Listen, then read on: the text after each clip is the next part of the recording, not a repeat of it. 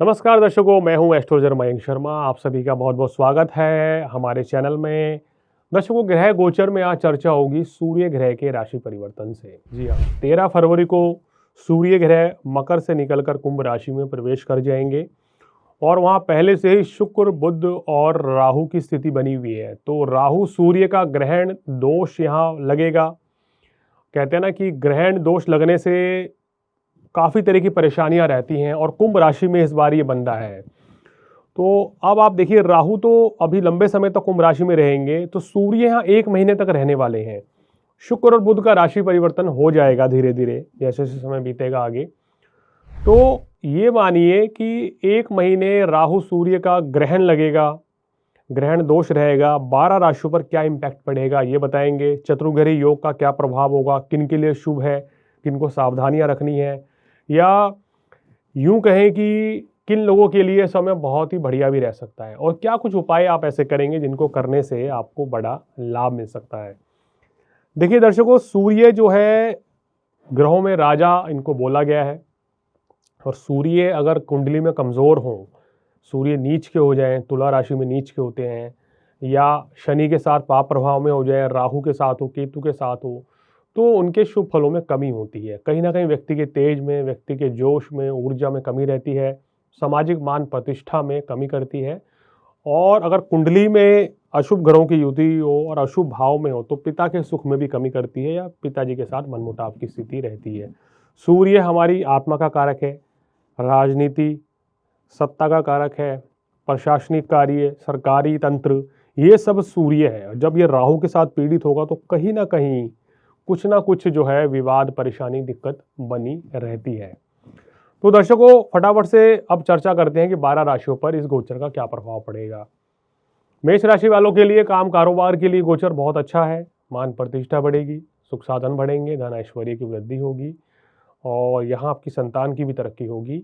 शिक्षा परीक्षा में विशेष लाभ आपको मिलेगा, लेकिन बड़े भाई के साथ किसी भी तरह के मनमुटाव से बचें, वाद विवाद से बचें, तो आपके लिए काफ़ी अच्छा ये योग रहने वाला है। अब चर्चा वृषभ राशि वालों की। वृषभ राशि वालों, आपके लिए बहुत ही अच्छा है। दशम भाव में चतुर्ग्रही योग सुख साधन बढ़ा रहे हैं, कार्य व्यवसाय में प्रमोशन की सफलता दिला रहे हैं, नए काम कारोबार की शुरुआत हो सकती है, धन धान्य की वृद्धि होगी। लेकिन मैं सलाह दूंगा, आप अपने कलीग्स और अपने बॉस के साथ किसी भी तरह के वैचारिक मतभेद से बचें, किसी भी तरह के मनमुटाव से बचें, क्योंकि इस 1 महीने के दौरान थोड़ा सा दफ्तर में वाद विवाद की स्थिति बढ़ सकती है।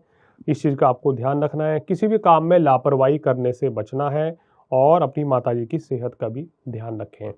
चर्चा मिथुन राशि वालों की, जिनके भाग्य स्थान में आ गए हैं तो बहुत ही अच्छा ये योग आपके लिए रहेगा। अब आपका भाग्य साथ देगा, स्वास्थ्य में सुधार होगा, नए काम कारोबार की शुरुआत होगी। आप ही की राशि में बृहस्पति हैं, तो विवाह के पूर्ण योग बनते हुए नजर आ रहे हैं। और देखिए, बृहस्पति की पूर्ण दृष्टि जो है आपकी, वो पड़ रही है सूर्य के ऊपर, तो सरकार से लाभ, सरकारी कार्यों में सफलता, मान प्रतिष्ठा के योग बन रहे हैं, तो बहुत ही अच्छा समय है। चर्चा कर्क राशि वालों की। कर्क राशि वालों, आपके लिए अष्टम भाव में सूर्य राहु की युति ये स्वास्थ्य संबंधी परेशानी दे रही है, धन हानि होने की आशंका है। किसी भी तरह के वाद विवाद से बचें, नए काम कारोबार की शुरुआत अभी नहीं करनी चाहिए, क्योंकि सूर्य का गोचर आपको लाभ नहीं देगा। जितना बिजनेस में लाभ की उम्मीद कर रहे हैं उतना लाभ आपको इस समय पे नहीं मिल पाएगा। तो समय थोड़ा सा सावधानी पूर्वक चलाने का है। लेकिन चतुर्ग्रह योग के चलते आपको जो व्यापार आप कर रहे हैं उसमें आपको पैसा जरूर आने का योग बन रहा है। भगवान शिव की आराधना करें, सूर्य देव को जल चढ़ाएं, तो विशेष लाभ मिलेगा। अब चर्चा सिंह राशि वालों की।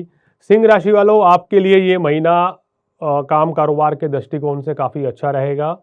मान प्रतिष्ठा भी बढ़ेगी, लेकिन गृहस्थ जीवन में ग्रहण लगा हुआ है, राहु सूर्य की युति गृहस्थ जीवन में मनमुटाव की स्थिति पैदा करेगी।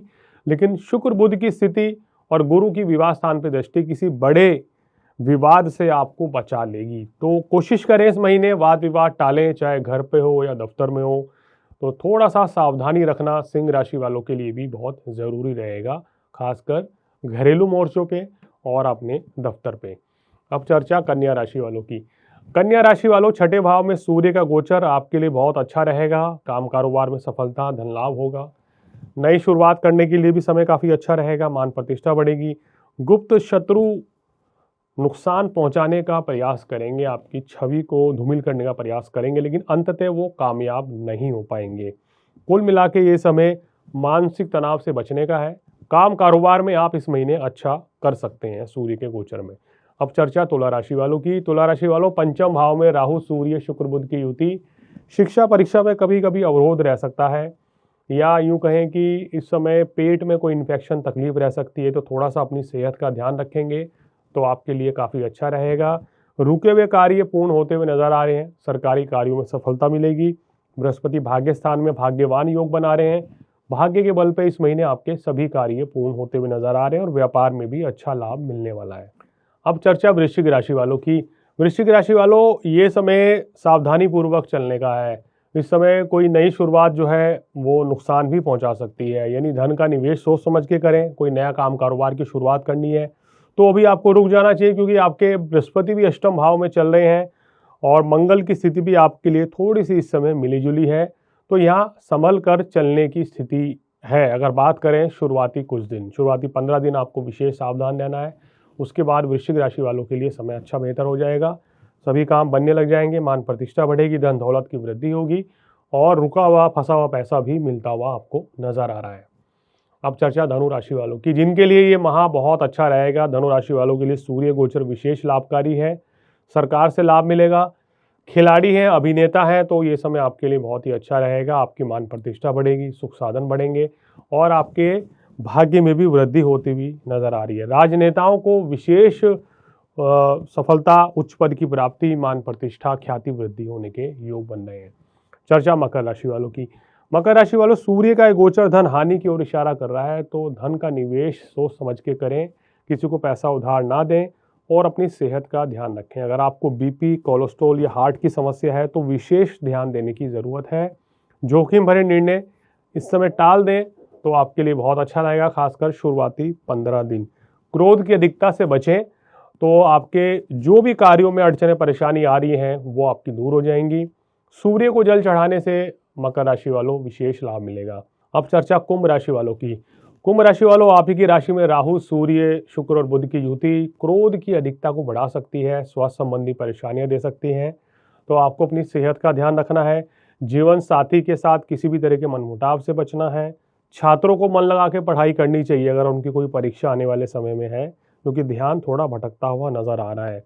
हालांकि पंचम भाव में बृहस्पति पूर्ण शिक्षा के योग दे रहे हैं, शिक्षा के कारण ख्याति का योग बन रहा है, काम कारोबार में सफलता मिलेगी, मान प्रतिष्ठा बढ़ेगी और धन ऐश्वर्य की वृद्धि होती हुई नजर आ रही है।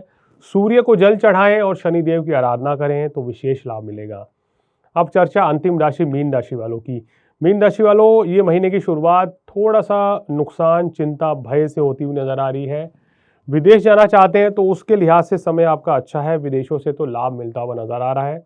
मान प्रतिष्ठा बढ़ेगी, सुख साधन आपके जो है थोड़े से इस समय कम मिलेंगे। घर पे समय बिताने का जो है वो कम मिलने वाला है।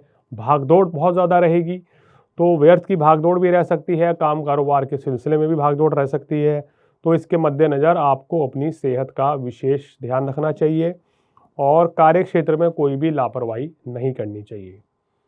तो दर्शकों, ये था सूर्य का गोचर, राहु, सूर्य, शुक्र, बुध की युति 1 महीने तक क्या इम्पैक्ट आपकी राशि पर डालेगी, आज आपको बताया।